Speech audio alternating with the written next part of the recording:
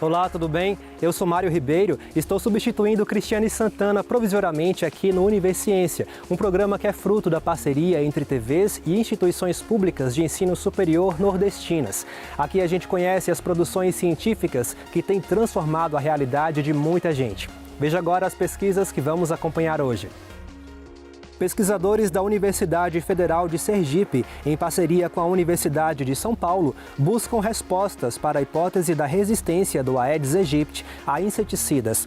A sensibilidade do mosquito pode ser afetada por meio de um composto químico utilizado para repelir insetos. Cientistas da Universidade Federal do Ceará desenvolvem tecnologias para reduzir os impactos de um problema recorrente, principalmente entre os idosos, as quedas. E ainda, na Universidade Estadual do Sudoeste da Bahia, um material didático que mistura fatos históricos a momentos marcantes do futebol. Isso e muito mais você confere agora no Univerciência.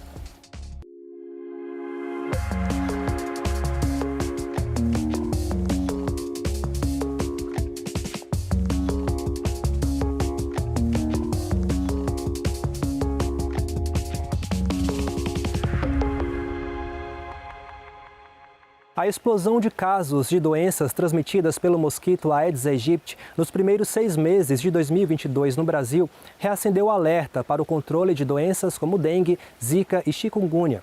Pesquisadores da Universidade Federal de Sergipe, a UFS, e da Universidade de São Paulo, a USP, estão buscando respostas para a hipótese da resistência do Aedes aegypti a inseticidas. Vamos entender melhor na matéria a seguir.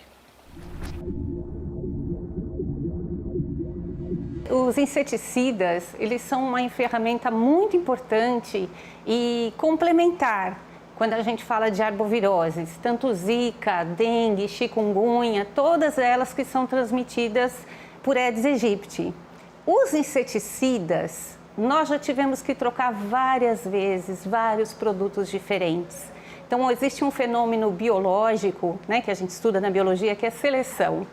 Então, a gente começa a usar um inseticida no ambiente e acaba selecionando alguns indivíduos, alguns mosquitos, que conseguem sobreviver mesmo na presença desse produto.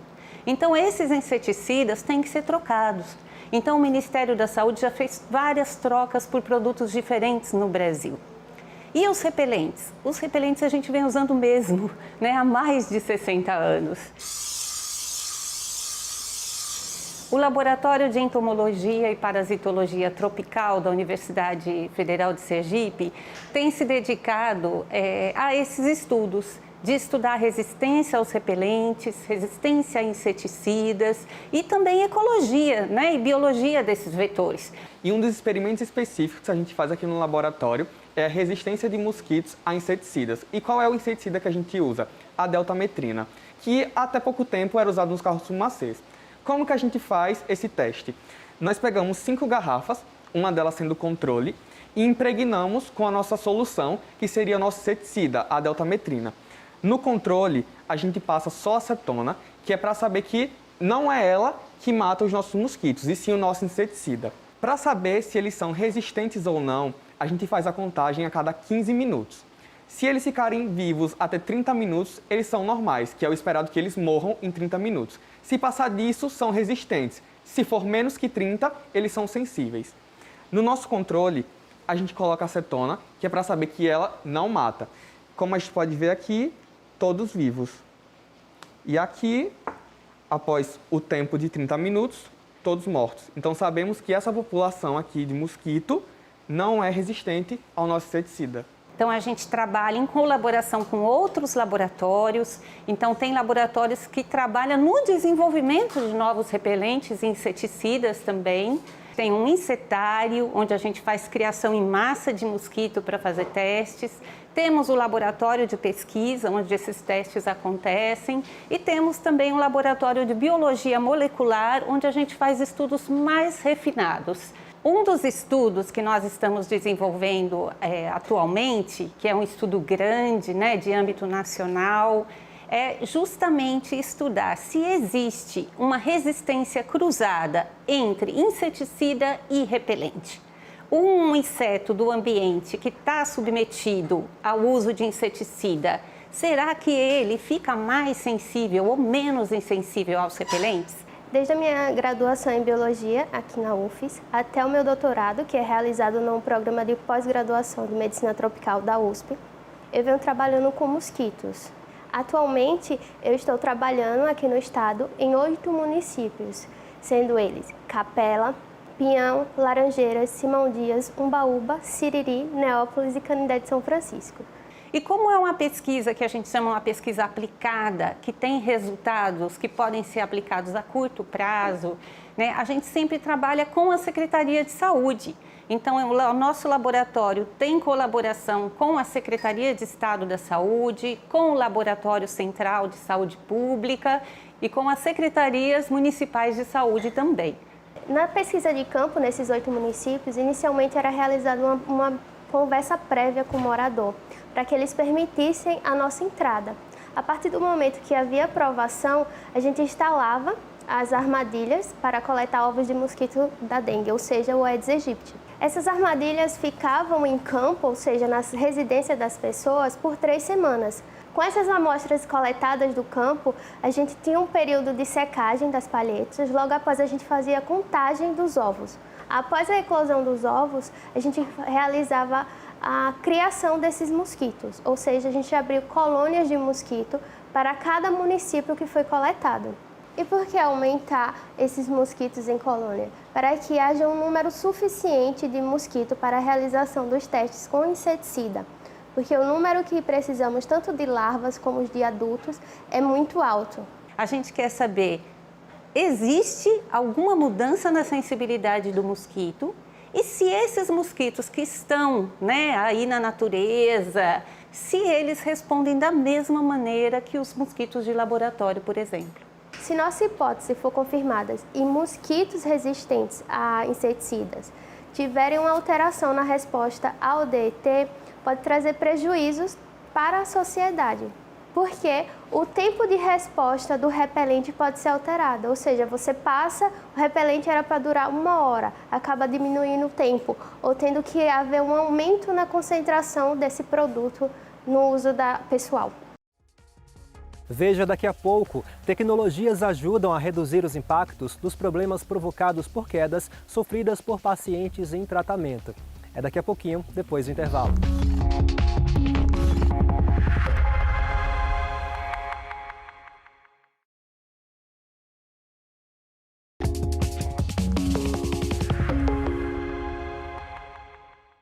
Reduzir os impactos nas quedas de pacientes que possuem esse risco, como é o caso dos idosos, é um desafio proposto pelos pesquisadores da computação da Universidade Federal do Ceará e profissionais de saúde do Centro de Hematologia e Hemoterapia do Ceará, o HEMOCE. Juntos, eles estão desenvolvendo tecnologias para reduzir os impactos dos problemas ocasionados por estas quedas, que podem trazer sérias complicações.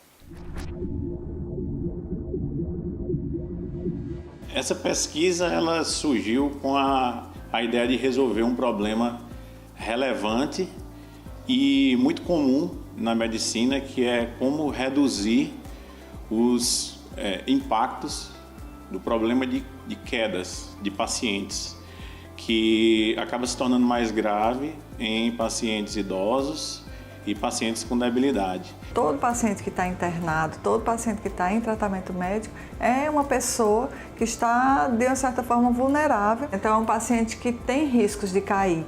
E a queda nesse paciente pode agravar a situação clínica dele, né, a doença que ele levou ele ao internamento, ou pode trazer outras complicações. Então, faz parte do protocolo de segurança do paciente ter ações institucionais de prevenção à queda. Uma vez a gente tendo esse problema, iniciou-se uma pesquisa de doutorado e uma busca por essas soluções. E uma vez que a gente já estava com o estudo mais avançado, a gente levou essa proposta para a empresa Huawei, que investe em pesquisa e desenvolvimento, e eles aceitaram, né, financiar o projeto para resolver esse desafio. Para isso, a gente precisava também de instituições ou profissionais da área de saúde que pudessem ajudar a validar essa solução. Então, para isso, a gente trabalhou junto com o Centro de Hemoterapia e Hematologia do Ceará. O Hemócio não é um hospital, né? O Hemócio tem ambulatórios,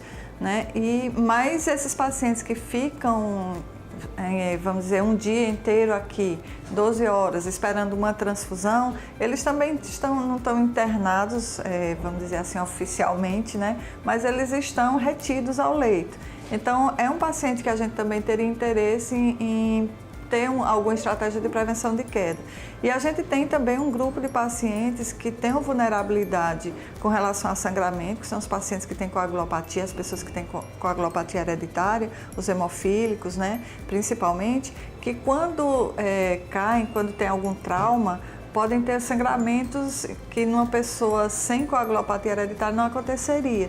E isso pode trazer repercussões mais graves para esses pacientes. A gente teve que desenvolver diversas soluções e melhorias nessa solução e testá-la e validá-la com o tempo, em várias sessões distintas de experimentação que aconteciam dentro do ambulatório do Hemócio em Fortaleza. A gente trabalhava na parte de modelar e executar, criar as funções que fossem úteis no dia a dia para as pessoas, que realmente não fosse só uma invençãozinha tecnológica, mas sim uma coisa que impactasse. A primeira abordagem que nós desenvolvemos foi utilizando uma pulseira como essa, um Smart Band, onde a gente utiliza os dados de acelerômetro, o paciente utiliza essa pulseira no braço e a gente tem um aplicativo para o celular. Essa pulseira ela fica comunicando o tempo inteiro com o celular e um modelo inteligente analisa esses dados em tempo real e notifica um cuidador, também utilizando o celular, que vai ter um aplicativo do cuidador. O segundo módulo que a gente desenvolveu foi utilizando já uma abordagem de visão computacional. O paciente não precisa vestir nenhum tipo de dispositivo. Uma câmera localizada em um corredor ou dentro de uma sala, dentro de uma casa ou até mesmo dentro de um hospital, ele fica sendo monitorado através da câmera e um modelo inteligente analisa a imagem da câmera e ao detectar a queda avisa também aos cuidadores que estiverem registrados para receber as notificações. Na busca por uma solução, a gente faz, como toda pesquisa acadêmica que a gente busca na literatura científica para identificar quais são as alternativas, soluções que já existem, mas a gente também tem um olhar, como ela é bem aplicada, a gente também tem um olhar do mercado. Quando a gente começou, não tinha muitas soluções. E entram também outros aspectos quando a gente encontra alguma solução no mercado para a gente validar esse contexto. Por exemplo, hoje a gente já tem outras alternativas, soluções, mas são caras e inacessíveis para a população de maneira geral. Então, a gente tem um olhar de tentar baratear o custo, a gente tem um olhar de tentar ver o que é mais cômodo ou menos incômodo para o usuário. Então a gente sempre tenta buscar uma mistura aí dessas soluções para tentar minimizar os contras de cada um dos fatores. Ao final do projeto, nós já havíamos realizado os experimentos para fazer a validação, tanto com a solução de pulseira como com a solução utilizando câmera. Apresentamos esses dados para a empresa e fizemos a transferência de tecnologia. A empresa ela gostou da solução, ela ficou tão satisfeita com a solução que ela incorporou esse como sendo o case de saúde na área de 5G, dentro do showroom que a Huawei tem em São Paulo. O pessoal da engenharia, o pessoal da computação ele sabe como chegar à solução, mas ele não tem o problema, ele não entende o problema. E a gente tem o problema e não sabe como chegar à solução. Então essa interlocução é muito importante, essa multidisciplinaridade.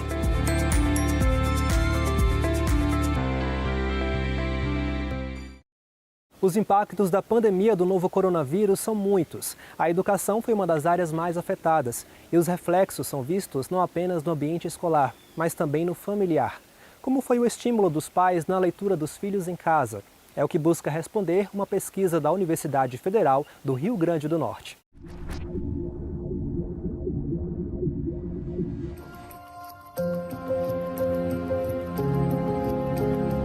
Para mim foi muito difícil ter que ensinar duas crianças e praticamente sem saber muito, né? A pandemia da Covid-19 causou diversos impactos no processo educacional dos estudantes brasileiros.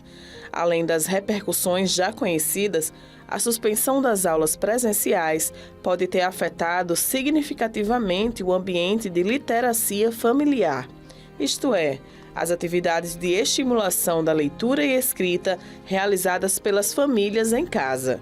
As crianças, elas sofreram, tiveram muitas perdas, principalmente no processo de alfabetização. E foi para identificar esses impactos que a professora Cíntia Azoni, do Laboratório de Linguagem Escrita, Interdisciplinaridade e Aprendizagem da UFRN, desenvolveu a pesquisa, em parceria com outras instituições nacionais e internacionais. Essa pesquisa veio de um convite de uma professora da Universidade de Harvard, em que a gente queria observar nos diferentes países, diversas culturas, como que os pais estavam estimulando os precursores de leitura dos seus filhos. Então, aqui no Brasil, nós somos 2 universidades envolvidas, a UFRN e a UFMG, e esse é um questionário online que os pais respondem a respeito dos seus filhos, em que essas crianças têm que ter de 0 a 11 anos de idade. E nesse questionário a gente fazia perguntas sobre práticas do que nós chamamos de literacia familiar, que é o quê? O quanto os pais estimulam seus filhos para a leitura no ambiente em casa. Nós investigamos no período da pandemia, então esse questionário ele perguntou como que essas práticas eram antes da pandemia e durante a pandemia. Então os familiares tinham que lembrar desses 2 momentos, antes e durante. Nós iniciamos em 2020 o questionário online e terminou agora início de 2022, porque a pandemia também já está se afastando um pouco daquele período ápice que foi 2020, o isolamento social. O primeiro desafio que nós encontramos foi que as famílias que responderam, então aqui no Brasil nós tivemos um número de aproximadamente 2.000 respondentes, e nós nos surpreendemos primeiro com o nível socioeconômico, porque foram famílias de alta renda, média e alta renda, o que na realidade não reflete a maioria da população brasileira. Mas mesmo as famílias de média e alta renda, nós encontramos diferenças de outros países mais desenvolvidos. Por exemplo, os pais compram menos livros para os seus filhos aqui no Brasil, ou seja, não é um hábito tanto a compra de livro quanto ler com seus filhos, compartilhar a leitura com seus filhos. Então isso já mostra que tem uma questão cultural, que não há um incentivo da própria família a essa prática de leitura que é tão importante. Eu vou dar um exemplo bem prático, Alguns países, o número de livros que eles compram, que tem em casa para a criança ler, é para cima de 50. Aqui no Brasil a gente encontrou uma média que não chega nem a 20 livros. Outra questão que nós encontramos é que as crianças diminuíram também a prática de leitura de livros impressos em detrimento dos eletrônicos. Então, durante a pandemia, aumentou muito mais o uso de eletrônicos do que realmente de livro, o livro impresso. Sabendo que não refletia a realidade das famílias brasileiras, a gente veio para uma parte agora que está em execução, que é a gente aplicar um questionário para uma realidade de famílias de nível socioeconômico mais baixo. O questionário, nessa segunda fase da pesquisa, ele é presencial. Então, a gente vem para a escola é muito parceira porque eles marcam horário para os pais virem, a gente aplica esse questionário presencialmente. Ele é mais reduzido em função de todas as demandas que nós identificamos na primeira fase e quais eram as perguntas principais, considerando antes da pandemia e durante a pandemia. E os pais vêm até a gente conversa com eles e depois disso a gente também dá algumas orientações sobre a importância da leitura no ambiente familiar. Os estudos científicos falam muito dessa importância, porque a educação da criança ela não é feita só dentro da escola. Inclusive, essas práticas de literacia familiar, elas são importantes já desde o nascimento da criança. Então, os pais contarem histórias, conversarem com seus filhos, terem essa prática de hábitos de leitura, compartilhar, ler histórias. E isso impacta muito porque esse hábito vai ser essencial para que a criança tenha um estímulo, né? Ela tenha motivação, ela seja engajada para quando ela entrar na alfabetização, ela já ter muitas dessas habilidades desenvolvidas, não somente no ambiente da escola, mas também no que a família pode proporcionar para elas, em termos de aprendizagem. Com muitos anos acompanhando as crianças em sala de aula, a professora Cristiane, dos anos iniciais de escola pública, conhece bem a realidade dos seus alunos e do acompanhamento das famílias no processo educacional. A grande maioria não tanto quanto seria desejado, porque são filhos de pais que trabalham, muitos são filhos só a mãe, que tem, outros são criados por avós. Então, nem sempre famílias que não têm alfabetização, que não têm. Então, tem essa dificuldade, fora alguns que realmente é a questão de vulnerabilidade mesmo. Mas existe também famílias que acompanham, né? Ou que acompanham da melhor maneira que podem. E aí é perceptível. O aluno que tem um acompanhamento pela família, o aluno que de alguma forma tem esse apoio e essa interação da família com a escola, ele tem um desenvolvimento melhor.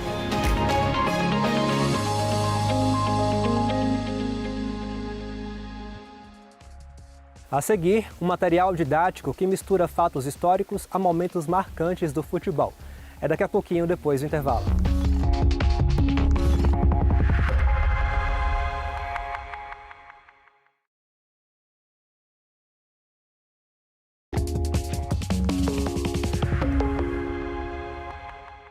As aulas de História prometem nunca mais serem as mesmas depois de um estudo do mestrado profissional da UESB, que gerou um produto didático para o ensino da disciplina. Fruto de pesquisadores da Universidade Estadual do Sudoeste da Bahia, do campus de Vitória da Conquista, o Almanaque do Futebol mistura eventos históricos a grandes momentos do futebol, como as Copas do Mundo, por exemplo. O instrumento garante aulas mais dinâmicas, divertidas e com a maior fixação do conteúdo proposto em sala.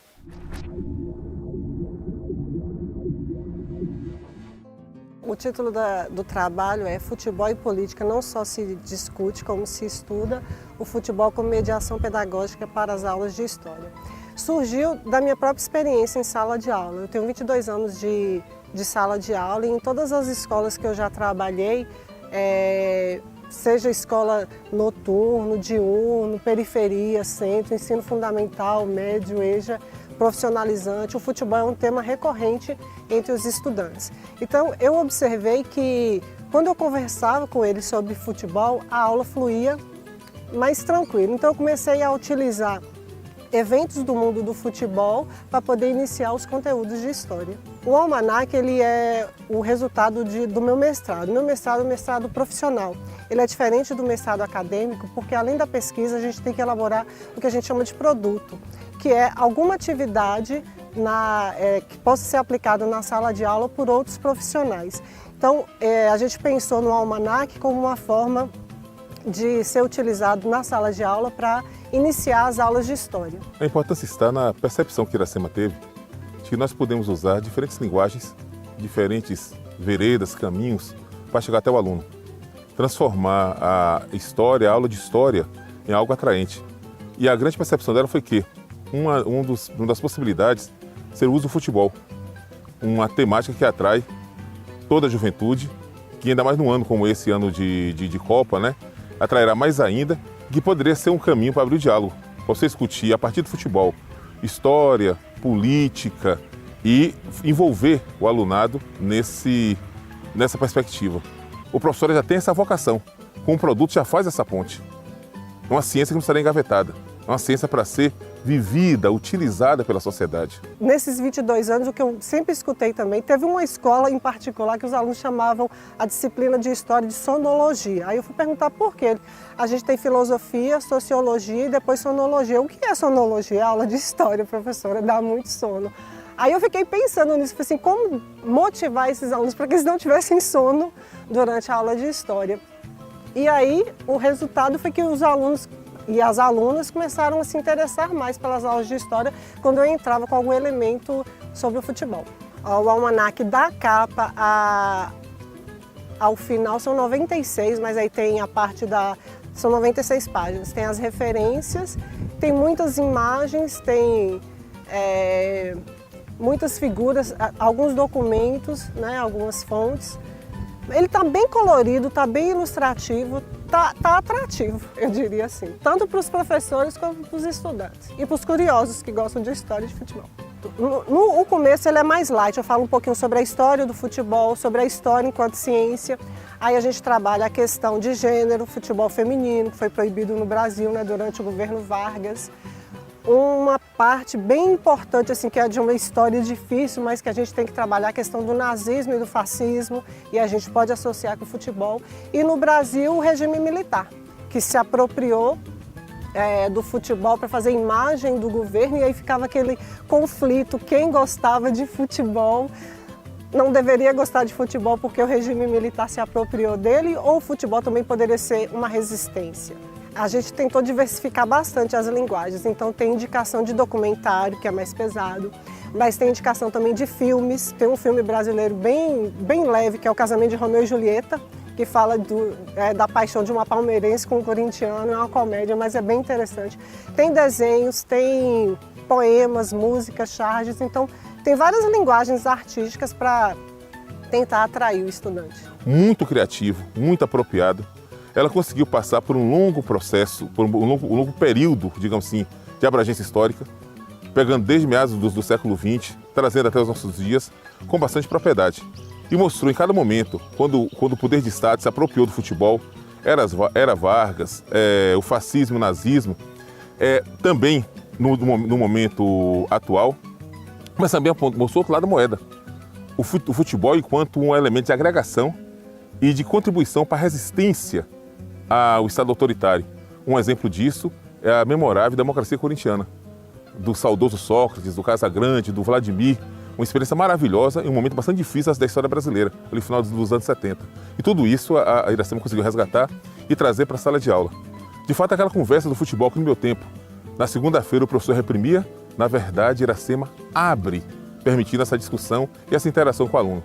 Eu espero que sim, que possa contribuir, que possa ajudar meus colegas nessa tarefa de dar aula de história, ainda mais num momento tão difícil que a gente vive de negação da ciência. Muitos não consideram mais a história como uma ciência. Então, eu espero que consiga melhorar a qualidade do ensino de história. Ele pode ser encontrado no site da UESB, no repositório de dissertações do Prof. História, e também no Ciência na UESB. Você pode baixar, tem uma matéria e no finalzinho tem um download. Tem um site para fazer o download.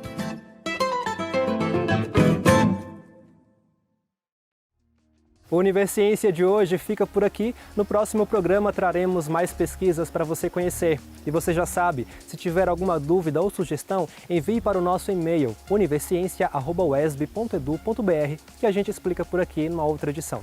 Tchau, tchau e até lá!